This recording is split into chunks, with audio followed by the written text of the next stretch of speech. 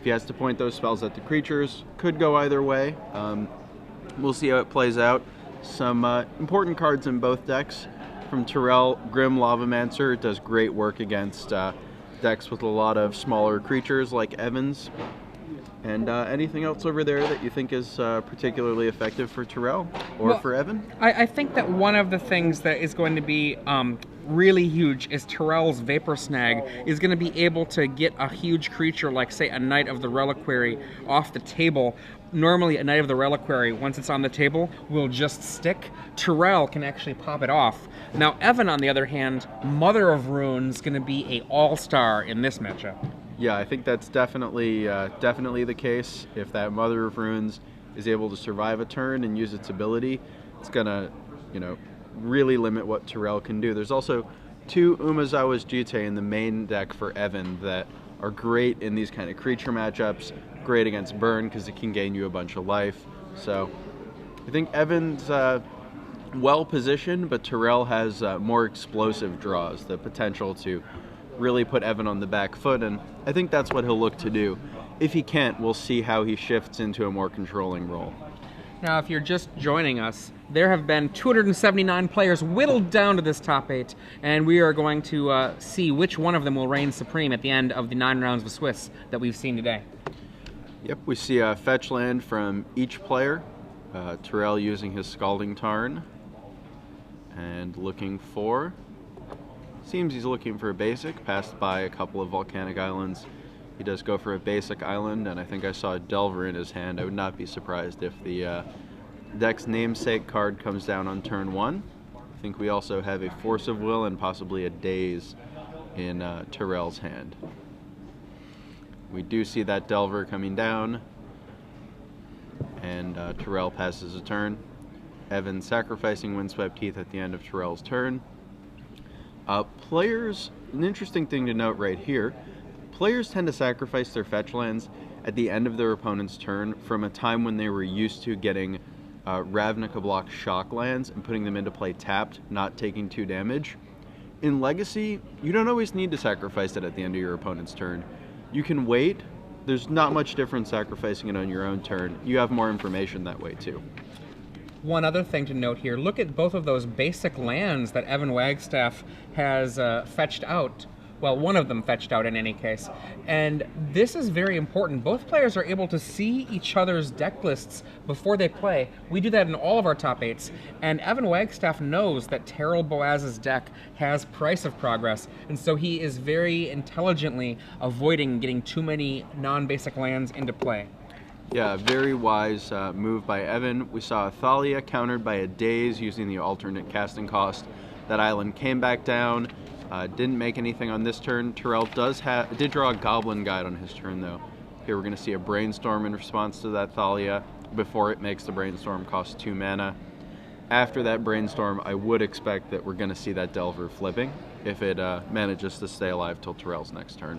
One thing to remember, Evan Wagstaff definitely has 4 Swords to Plowshares in his deck, so that Delver is not necessarily going to stick around.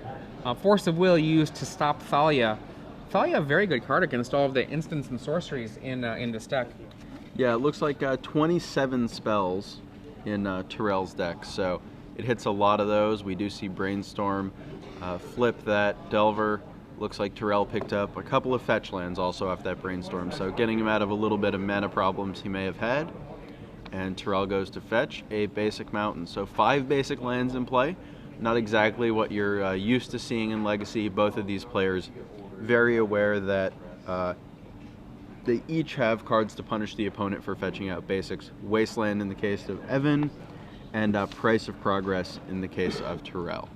One thing to note for all of you Caleb Durward fans out there, also, that last round, Alex Benek, we had a question on Twitter, where did people end up?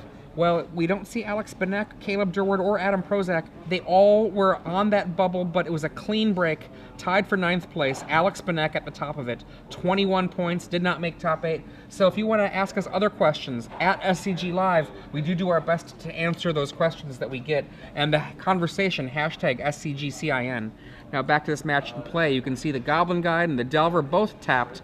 Evan Wagstaff, I don't know, his life total is getting rapidly low, and no creatures in play currently. Yep, the Goblin Guide revealed a Knight of the Reliquary, although those 2 creatures did come in for 5 damage last turn. We see Evan with a Knight and also an Aven Mind Sensor in hand and 1 or 2 more cards. We'll see what he can do to try to hold off the 2 small creatures of Terrell. He puts down a Knight of the Reliquary that will be a 4/4 if it resolves from the 2 lands in Evan's graveyard. Terrell fires off a Brainstorm, what I imagine is probably in response to that. He has a hand of Delver, Chain Lightning, a couple of lands, one of which is a fetch, and appears to be another Goblin Guide as well. I wonder if we'll see him send this Goblin Guide in, trying to offer a trade of Goblin Guide plus that burn spell. Looks like we won't. I don't see the burn spell in Terrell's hand anymore. Delver comes down. So Terrell has that Chain Lightning on top, ready to flip that next Delver. Terrell has decided, I'm going to win with flying creatures in this match. If I'm going to win it at all, another Goblin Guide gets added to the board. And they all go in. Boom. 7 damage on the table. The Knight of the Reliquary can definitely soak up one of these guys. And looks like Evan is choosing to block. So Terrell will get across for 5 damage, dropping Evan to 7. Evan revealed a Thalia off that Goblin Guide. A nice blocker and also a card to make Evan spend a little more mana. And we see Quasali Pridemage, Thalia, Horizon Canopy, and 1 more card in Evan's hand. Looks like an Aven Mind Sensor. Now, Evan does have some main deck life gain in the form of Scavenging Ooze, but that is expensive life gain. 1 mana to gain 1 life with the green activation cost. If there's a creature to eat, it might be too slow, even if he gets it out right now. Yeah, I think Evan is going to have to look to trade off that Mind Sensor for one of those Delvers. But like you said, even then, these 2 Delvers threatening 6 damage, potential burn spell from Terrell as well, and Evan just at a very low 7 life. So in the tank here, trying to figure out what he can come up with. We'll see if he has any lands that might get him out of this situation. He has, to fetch with that Knight, he has 2 Cavern of Souls, a Karakas, a pair of Horizon Canopies, and a Dryad Arbor. So we don't see something like a Maze of Ith that might stop one of those Delvers. He's doesn't really have any non-basics that are going to help him out too much here. We see that Chain Lightning revealed to Delver. It flips, and 2 creatures come in the air. With that 2 mana, the Knight of the Reliquary can turn a forest or a plains into another land. And this would mean he would have the 3 mana necessary for the Aven Mind Sensor, so he can hop somebody in the way. Yeah, I think we're definitely going to see the Mind Sensor come down here. First non-basic in play for Evan, turning on any Price of Progress that Terrell may draw. The number of basics in this deck, you see them all between the graveyard and the main deck. That's 1 plains and 3 forests. Any further lands that Evan Wagstaff gets are going to be non-basics. Yeah, so turning on that very dangerous card that we've seen take some people out this weekend already. Aven Mind Sensor jumps in the way of a Delver. The other one gets through, dropping Evan to 4. And Terrell has Chain Lightning in hand that he's just going to go ahead and fire off right now. Go to 1. Evan to 1. So he's saying, do you have something for this Delver, or is this game over and are we going to game 2? See what he draws. I see a Green Sun Zenith. The Green Sun Zenith can go and get a Scavenging Ooze, but I don't think that that's going to be enough. The Thalia does make his Green Sun Zenith cost 1 more mana. Yeah, we'll see what he can get. He does have 1 copy of Scrib Ranger in his deck. Ooh, that's exciting. Protection from blue 1/1 flyer will stop that Delver if he gets it out, although he's still in a real tough spot, vulnerable to any burn spell from Terrell. Terrell says a lot of ways to filter and find that burn spell. And we see the Green Sun Zenith for green, +1 for Thalia, and then 2. Yeah, and we'll see what he goes with here. He as he's going through, sees that Scrib Ranger and looks like he decides to go with that one. Green Now, Sun shuffling back into the library. Scrib Ranger plus Knight of the Reliquary can actually produce a grand total of 1, 2, 3 mana. He can tap the Knight of the Reliquary to get a new land into play. He can untap the Knight of the Reliquary by returning a forest to his hand. He can lay a forest and then tap the Knight of the Reliquary again. If he doesn't fear Price of Progress, he can get 3 mana from that Scrib Ranger plus the Knight of the Reliquary. Yeah, cards like Scrib Ranger and Quarian Ranger, along with any card that taps to produce mana or effectively produce mana, really just can balloon your mana total out of nowhere. We see Grim Lavamancer come down. That's really rough for Evan. Ouch. And we do see that Knight activated. We'll see if Evan can come up with anything. If he lets Terrell untap, we will probably see 2 damage going over from that Lavamancer. Evan at just 1 life. Nice. Okay. Wasteland takes care of the Volcanic Island. It's a step. It's a step.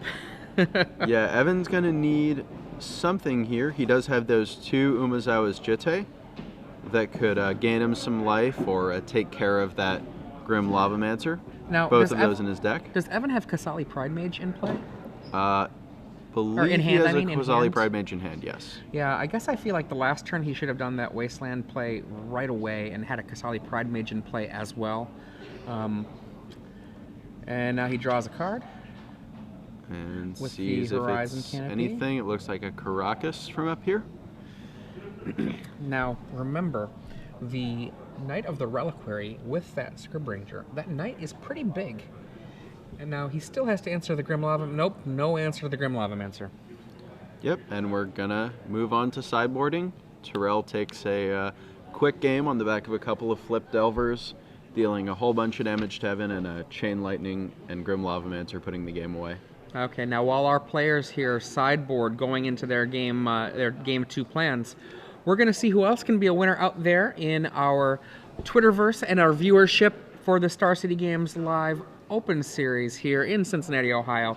The way that our premium giveaway works, we give away 3 free months of Star City Games Premium to a lucky viewer out there during the quarterfinals. During the semifinals, we give away 6 free months of Star City Game Premium. And can you give me 2 fingers for a second? It's going to be 12 free months of Star City Games Premium if you can get it during the finals. Thank you for the assist, Ben. Anytime. Now, earlier we went through the top 8 archetypes in this Star City Games Open Series Legacy event. Normally, I've been talking about how these events have often 8 or 7 different archetypes in the top 8.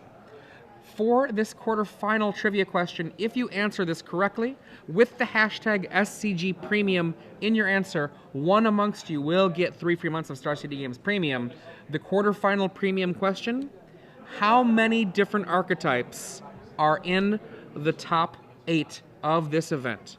Now, if you go to through our coverage, you'll be able to guess this and be able to find this information out. The print side does have a lot of information out there for you, but the thing to remember, hashtag SCG Premium. And just to make this simple, if things are from a generic archetype where there's maybe small variants, we're just going to go for the super archetype, not, oh, well, that's Blue-White Miracles with Helm of Obedience. That's a different archetype than Blue-White Miracles without Helm of Obedience. Just the super archetypes. How many different are there in our top 8? SCG Premium, hashtag.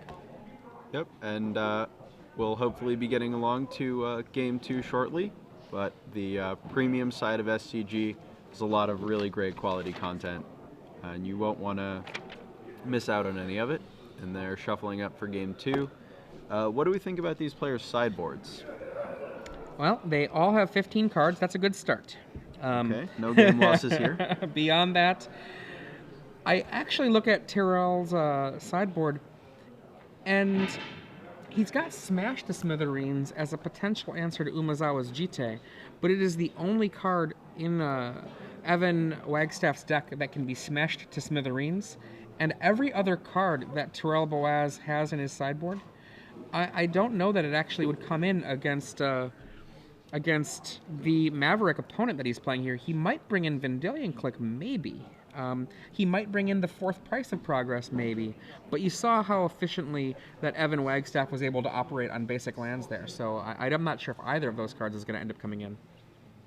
Yeah, and from Evan's side, we have a 1-of Spike Feeder that he might bring in as a potential blocker and to gain some life. We may see Sylvan Safekeeper coming in to protect his more important creatures from the burn being used as a removal from Terrell. Wouldn't be surprised to see those 2 gut shots take care of Lavamancer and Unflipped Delvers. Both of those cards very important in game 1. Yeah, Path to Exile, I like that one a lot. Yeah, I think he'll definitely bring in Path to Exile. You know, it gives Terrell an extra land, and the Thalias are good in this matchup, but I think removing something like a Delver is just too important. Now, one of the cards I definitely like in the sideboard for Evan Wagstaff is Sylvan Safekeeper. Sylvan Safekeeper, a 1/1 from, I want to say, gosh... Well, it's the Ole Rade Invitational card that was printed much after Ole Rade won the Invitational. Many years later, he said, I never did submit an Invitational card, and I feel really bad about that. Can I finally submit one? They said yes. One of the reasons I like it, it's an incredible card against Price of Progress. Yeah, so that card, a 1/1 for 1, I believe. That's correct. And it allows you to sacrifice a land to, make one of your creatures untargetable? That's correct. So allows him to get around burn being aimed at his creatures, but also if a Price of Progress comes down, he can sack any number of those non-basic lands and just make that Price of Progress basically as small as he wants it to be, as small as he's willing to go in terms of losing those lands. Now, Sylvan Safekeeper is no troubled healer in this matchup, but I would be surprised to see a troubled healer in the sideboard. Well, we don't see one here, so if he plays one, we might have a problem. Well, then I'm hoping he doesn't. If you're just joining us, I'm Adrian Sullivan here with Ben Hayes, and we're watching the quarterfinals here, the first match of this quarterfinals. And we see Evan start off with a Windswept Heath, looking for... Seems like he's looking for a basic. Yeah, we see a Plains come down here. And we'll see if he has anything on turn 1. From Terrell, we see Island, Force of Will, and a handful of other cards. Mother of Ruins comes down.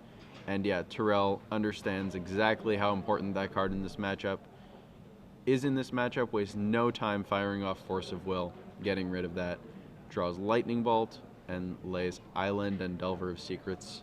Evan untaps, draws a Swords to Plowshares, a slightly newer art, plays a Savannah, and Swords is going to look to get rid of that Delver right away. Yep. So I think a very good start for Evan, even though he lost his Mother of Runes. He drew out the Force of Will, he got rid of that Delver.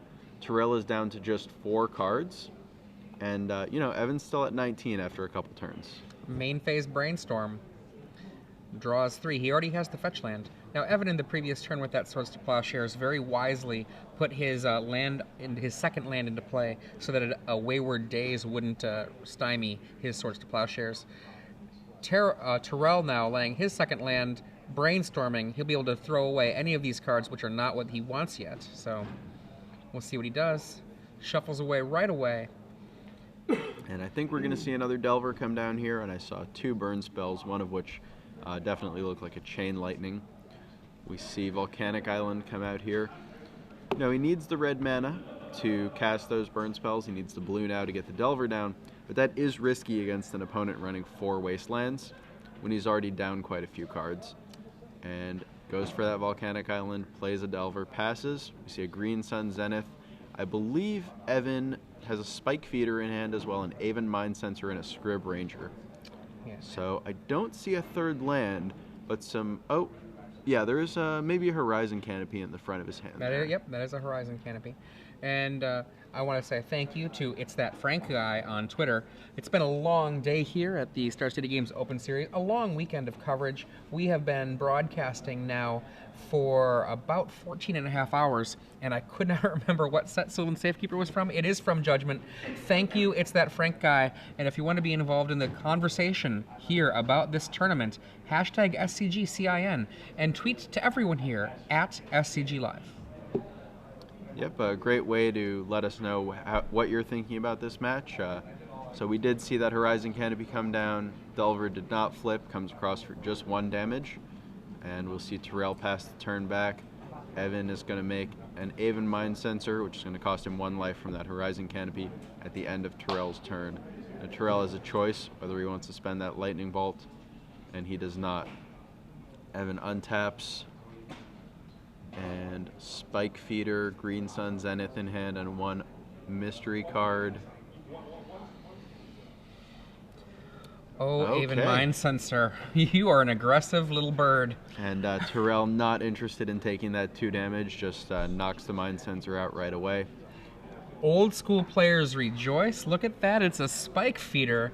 This is a 0/0 with 2 1/1 counters on it. Each 1/1 counter could be sacrificed at any time to gain 2 life, or you can spend 2 mana and move one of those tokens to another creature.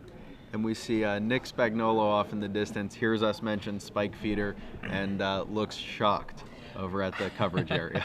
I know, I'm having a flashback to 1998 when Randy Bueller had this in his white-green Oath deck at U.S. Nationals, and I had this in Counter Oath.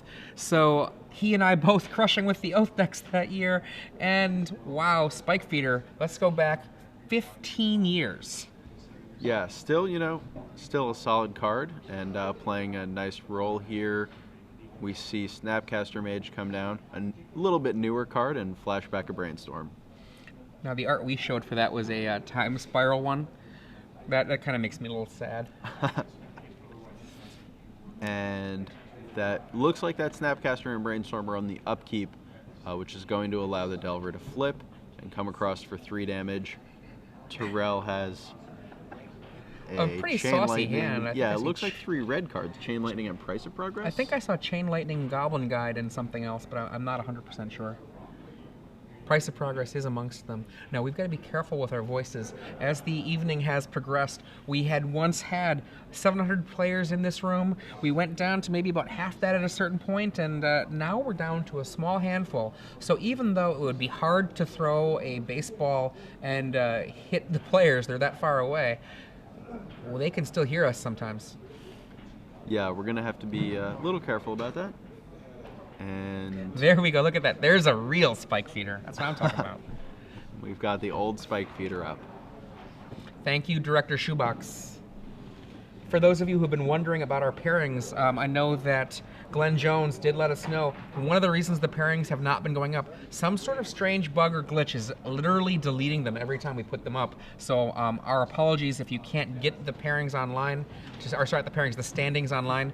We've tried. I'm not sure if Anonymous got onto us or what, but we're sorry about that. Yeah, technical difficulties. We're at target now. We see Cavern of Souls come down. Looks like it was used to cast that Scavenging Ooze, so I guess it's naming Ooze. And the Savannah used to activate Scavenging Ooze, exiling, looks like a couple of creatures. Ouch. From Evan's graveyard, gaining him a couple of life, growing that Scavenging Ooze. He does take 1 point from the Horizon Canopy, so breaks even there. Now notice right here, Terrell Boaz has that Price of Progress in hand, and there are 3 non-base in play. That's a pretty hefty sum of the life total. With that Delver of Secrets now an Insectile Aberration, he's doing a lot of damage here. Yeah, he has quite a lot of direct damage in hand, and we'll see how he chooses to use it. Chain Lightning your face. Looks like it was, yeah, I think it was probably there. And a Price of Progress your face. Take 9. So that turn he did 12 damage. Yeah, a huge life swing that turn. And Evan down to just 2. So the Spike Feeder represents a decent amount of life, as does the Scavenging Ooze. I don't know. How many creatures are there left in any graveyards? I think the graveyards might be empty. I think they might be, although the Spike Feeder can sacrifice itself by removing both counters and then become removed. So I think Evan has an effective 5 life on the table here. 5 life seems so small right now. Yeah, especially against that Delver that's getting in repeated damage. If it was just burn spells, it might be enough, but not going to do it against a Delver. So we'll see if Evan has something else, something to possibly deal with this Delver, or maybe even go on the offensive if he can buy a turn or two with his life gain. Looks like he is thinking about it and chooses to attack with Scavenging Ooze. Here he comes, a 4/4. What do you say, Snappy? I think we see a Swords to Plowshares in Evan's hand. Ooh, so that Swords to Plowshares in his hand, he can use it in so many different ways. He can use it to get rid of the Delver of Secrets, but he can also potentially use it as a mini burst of life if he's desperate. Yeah, I think it's a Swords to Plowshares. The new art looks surprisingly similar to Green Sun Zenith, but he may have both of those in hand, actually. Okay, some reports from the field. If you're interested, Joe Bernal is up 1-0 versus Rob Vaca. That's Esper Blade, 1 game over Enter the Infinite. It's not a martial arts movie, no, it's a deck. And we see 3 mana tapped here for a Green Sun Zenith Xs2. And again, as in game 1, we see Scrib Ranger coming out here. Green Sun Zenith shuffled back in. Scrib Ranger is going to look to jump in the way of that Delver. If it can, we'll see if this is enough.